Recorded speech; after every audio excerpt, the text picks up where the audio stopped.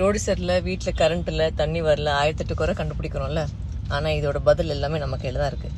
5 வருஷத்துக்கு யாருமே எந்த கேள்வியும் கேட்காதீங்க, என்னை யாருமே பதிலும் சொல்ல மாட்டாங்க. தளபதி விஜய் அவர்கள் சிஎம் ஆனதுக்கு அப்புறமா அவர் கூட நடிச்ச நடிகர், நடிகைகள், டைரக்டர், ப்ரொடியூசர்ஸ் அப்படின்னு சொல்லிட்டு எல்லாருமே நேர்ல போய் 1 by 1 வாழ்த்துக்கள் சொல்லிட்டு தான் இருக்காங்க. அண்ட் தளபதி விஜய் கூட எடுத்துக்கிட்ட பிக்சர்ஸையுமே ஷேர் பண்ணிட்டு தான் இருக்காங்க. ஸோ அந்த வகையில தான் ஆக்ட்ரஸ் வரலட்சுமி சரத்குமார் தளபதி விஜய் அவர்களை பார்க்க போயிருக்காங்க. தன்னோட அப்பா வேற ஒரு அரசியல் கட்சி தலைவராக இருந்தாலுமே தன்னோட ஆதரவு எப்பவுமே விஜய்க்கு தான் அப்படின்னு முன்னாடி சொல்லியிருந்தாங்க. அதை தொடர்ந்து இப்போ முதலமைச்சர் விஜய் அவர்களை பார்க்கறதுக்கான வாய்ப்பு கிடைச்சிருக்கு. அப்படிங்கறதுனால தன்னோட கணவரான நிக்கோலஸ் சத்தேவ் கூட சேர்ந்துக்கிட்டு அவரை மீட் பண்ணிக்கிட்டு ரொம்ப எமோஷ்னலாக பேசியிருக்காங்க. அதாவது அவங்க பார்த்து முடிச்சுட்டு வந்ததுக்கு அப்புறமா ஷேர் பண்ணியிருக்க போஸ்ட்ல என்ன சொல்லியிருக்காங்கன்னா, தளபதி இந்த போஸ்ட்டை பற்றி என்ன சொல்கிறதுன்னு யோசித்தேன். ஆனால் அப்புறம் தான் தோணுச்சு இதை பற்றி ஏற்கனவே எல்லாரும் பேசிட்டாங்கன்னு. அதனால் ஒரே ஒரு விஷயத்த மட்டும் நான் இங்கே சொல்லிக்கிறேன்.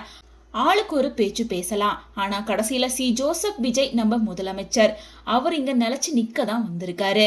விமர்சனம் பண்றது ஈஸி, ஆனா முதல் முயற்சியிலே முதலமைச்சரா வர்றதுக்கு மிகப்பெரிய தைரியமும் விடாமுயற்சியும் அப்புறம் தமிழ்நாட்டு மக்களோட பேர் ஆதரவும் வேணும்.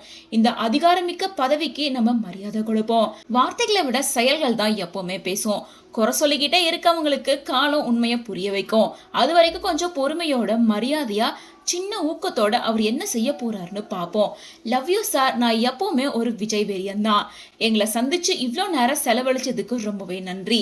சர்க்கார் ஷூட்டிங்ல நான் அவர்கிட்ட சொன்னதை நினைச்சு நாங்க சிரிச்சோம். அவரோட பாதை இதான் எனக்கு அப்படின்னு அப்பவே தெரியும். அவரோட பாதை இதான் அப்படின்னு எனக்கு அப்பவே தெரியும். அப்பவும் அன்பானவர், எளிமையானவர், பெண்கள் நலன் சார்ந்த சில விஷயங்களை பத்தி கூட நாங்க பேசினோம். தமிழ்நாட்டு மக்களுக்கு நடக்க போற மற்ற நல்ல விஷயங்களை பார்க்க நான் ரொம்ப ஆர்வலா இருக்கேன். கடவுள் உங்களை ஆசீர்வதிக்கட்டும் சார்.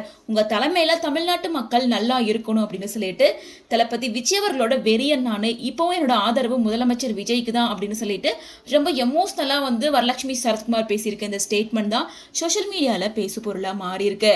முன்னாடி அப்பா அம்மா வேற கட்சி அரசியல் தலைவர்களா இருந்தாலுமே தன்னோட ஆதரவுக்கு டிவி கேக்குதான் அப்படின்னு சொல்லியிருந்தாங்க.